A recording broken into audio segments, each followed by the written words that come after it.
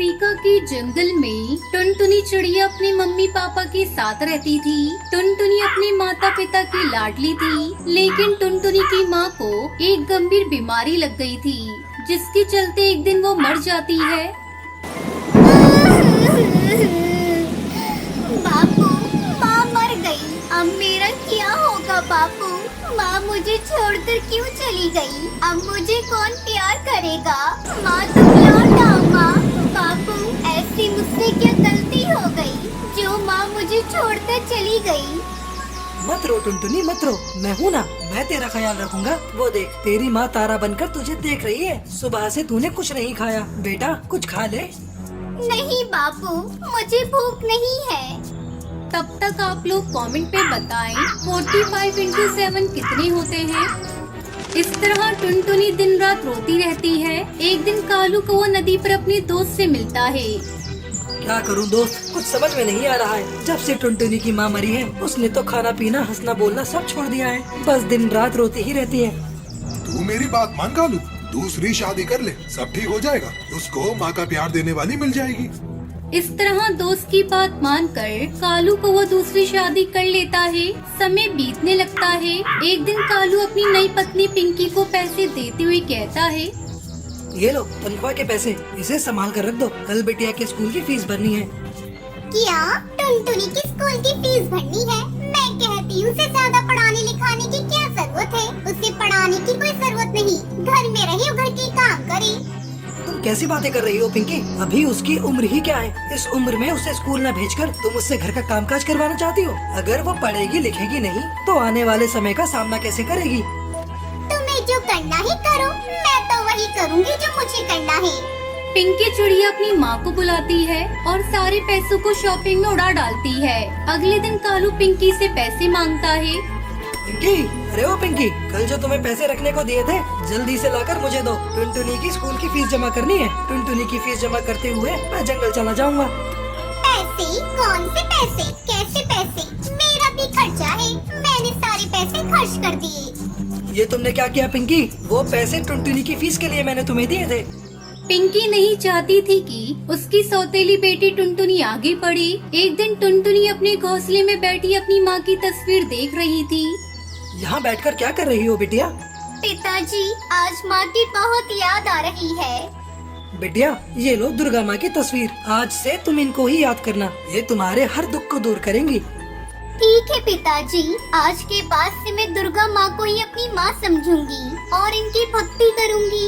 लेकिन पिताजी, छोटी माँ मुझे हर वक्त मारती रहती है। वो मुझे बहुत सताती है। मैं तो उन्हें अपनी माँ समझती हूँ, पर वो हर समय मुझे डांटती रहती है। उन्होंने मुझे कभी अपनी बेटी नहीं समझा। तभी पिंकी वहाँ आ जाती है। कल मुही शिकायत कर रही थी अपने बाप से मेरी। आज मैं तेरी खबर लेती हूँ।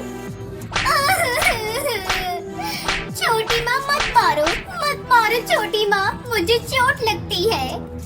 अपनी माँ की तरह तू भी कहीं जाकर मर जा, सारा झगड़ा ही खत्म हो जाएगा। टुनटुनी घर छोड़कर चली जाती है और एक पेड़ की डाल पर बैठकर रोने लगती है। तभी उसकी माँ की सहेली गोरी कबूतरी उसे देखती है और उससे पूछती है, अरे टुनटुनी, तू यहाँ बैठकर क्यों रो रही है? मौसी, नई माँ ने मुझे घर से निकाल दिया। अब मैं कहाँ जाऊँ मौसी? बेटा, तू मेरे घर चल, आज से तू मेरे घर रहेगी। गोरी कबूतरी टुनटुनी को अपने साथ अपने घर ले जाती है। टुनटुनी खुशी खुशी गोरी कबूतरी के साथ रहने लगती है। ये कहानी ढोलकपुर नाम के सुंदर से जंगल की है। ढोलकपुर जंगल में पक्षी बहुत मेहनती और ईमानदार थे। सभी मेहनत से कुछ न कुछ काम करके अपने परिवार के लिए दाना पानी के लिए व्यवस्था किया करते थे। लेकिन इन्हीं पक्षियों में कुछ चालबाज और शातिर किस्म के पक्षी भी थे, जो बिन मेहनत किए ही सब कुछ पा लेना चाहते थे। बरसात का मौसम शुरू होने को था। सभी पक्षी पूरी मेहनत से अपने लिए भोजन और घर की व्यवस्था में लगे हुए थे, किंतु कालू कौवा और उसकी पत्नी चंपा कौवी को मानो कोई चिंता ही नहीं थी। देखते ही देखते बरसात शुरू हो जाती है।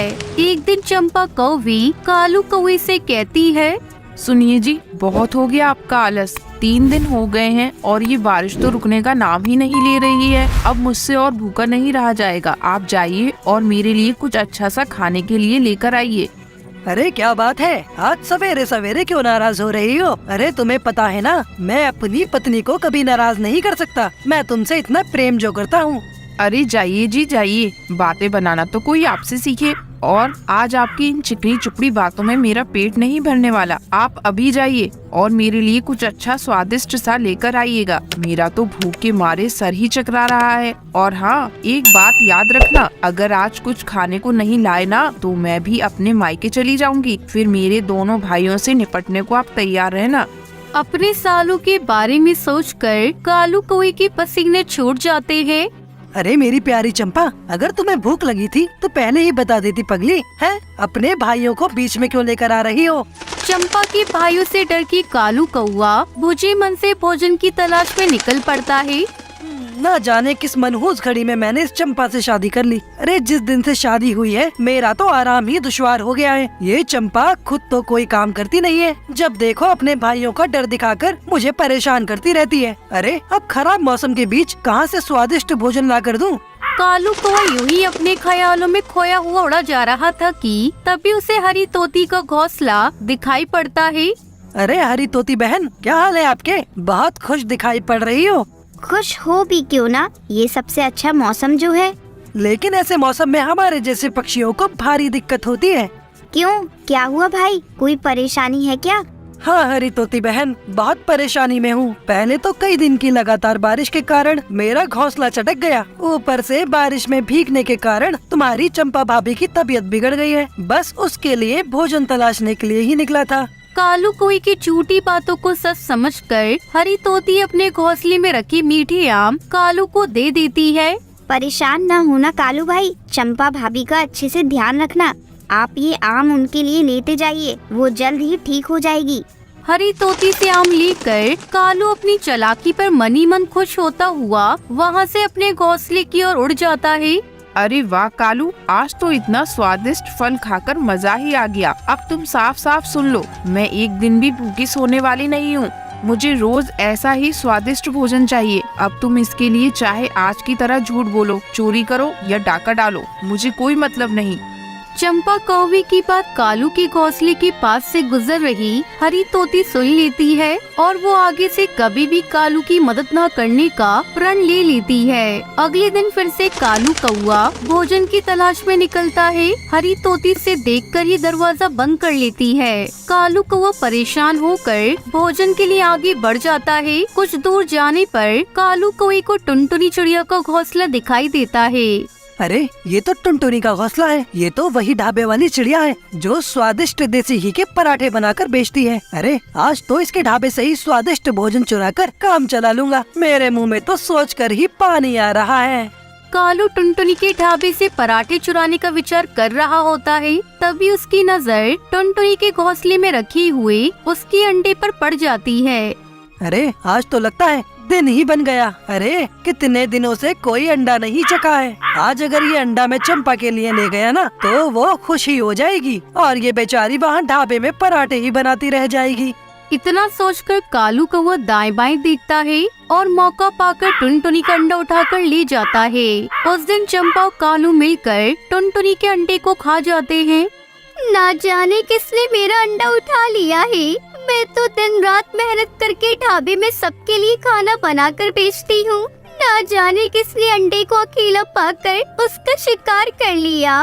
टुनटुनी चिड़िया अपने अंडों को खोने के दुख में बहुत डूब जाती है, लेकिन दुष्ट कालू कौवे को उसके दर्द से कोई फर्क नहीं पड़ता है। अगले दिन कालू कौवा मौका पाकर ढाबे से पराठे अपनी चोंच में दबाकर उड़ जाता है। मैंने यहाँ पर गर्मा गर्म पराठे बनाकर रखे थे, ना जाने कहाँ चली गई। पता नहीं भगवान ऐसा मेरे साथ क्यों हो रहा है। मैंने किसी का क्या बिगाड़ दिया। जरूर ये किसी न किसी दुष्ट पक्षी का ही काम है, लेकिन मैं क्या करूं? कैसे पता लगाऊं कि कौन दुष्ट चोरी कर रहा है? एक दिन टुनटुनी चिड़िया अपने दोस्त बंटी कबूतर को अपनी परेशानी बताती है।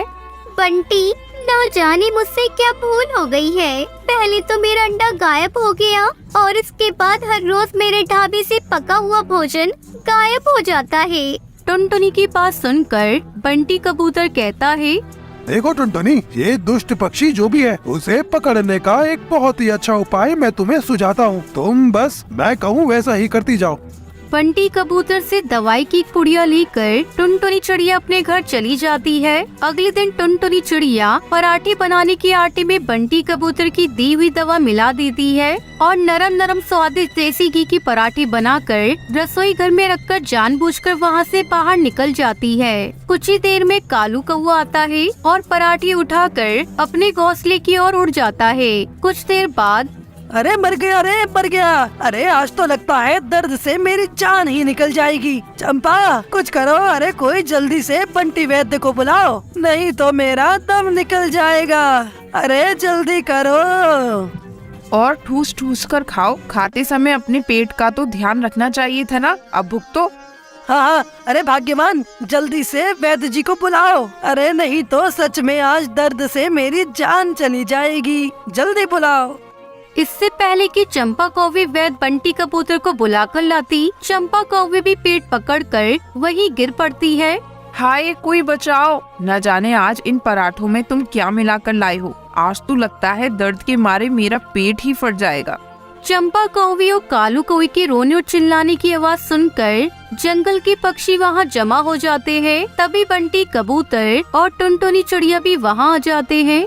क्या हुआ कालू, और खाने हैं मुफ्त के पराठे? टुनटुनी चिड़िया के घर से चोरी करते हुए तुम्हें शर्म नहीं आती? हमें माफ कर दो टुनटुनी, आगे से हम कभी चोरी नहीं करेंगे, मेहनत मजदूरी करके अपना पेट भरेंगे। बस आज हमारी जान बचा लो। नहीं, तुम दोनों दुष्टों की यही सजा है कि तुम ऐसे ही दर्द से तड़प तड़प कर मर जाओ। मैं तुम्हें कोई दवा नहीं देने वाली। कालू और चंपा अपने किए की बार बार माफी मांगते हैं। उनके भरे आंसू देखकर टुनटुनी चिड़िया को दया आ जाती है और वो उन्हें माफ करके पेट दर्द की दवा दे देती है। उस दिन के बाद कालू कौवा सुधर जाता है और फिर कभी भी चोरी नहीं करता है।